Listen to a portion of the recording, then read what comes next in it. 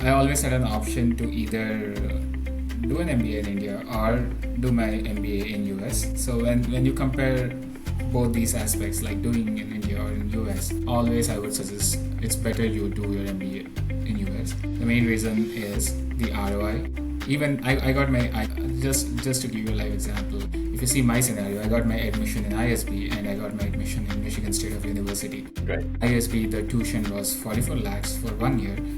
Whereas I know, like in abroad, your MBA is pretty expensive. Like, it is going to cost you something around 2 crores, but still, your universities does give you good scholarship, or you can find TA, RA positions, or a good internship during your summer. It can pay off your 70% of your loan. So, or tuition, I would say, or your living expenses put together.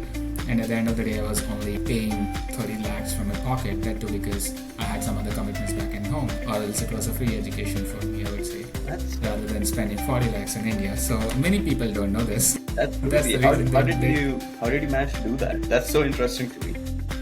Yeah, I mean, so I got a full waiver from Michigan State. Okay, this is a big myth which I wanted to break. Like, most of the people, they think going to Ivy League is always good, and Ivy League sets you apart, and you will always end up getting those fancy 6-figure 200k salary at the end of the day. But it's not like it's not anymore.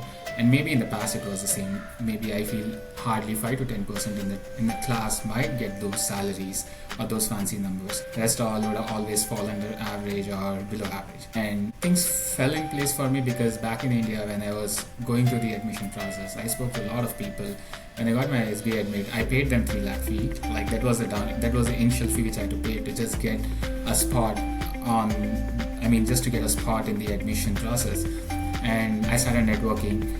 The hard reality was, like, it is good for someone who have 3 years of experience or 5 years of experience, and then your annual CTC is around, say, 10 lakhs to 15 lakhs, and then post ISB you would obviously get 25 lakhs off or 30 lakh comp. But for me, I was already on 30-35 lakhs plus compensation bracket, and it really doesn't make any sense, point A. And second thing is, like, ISB doesn't have a culture, or any B school in India, they don't give you scholarships.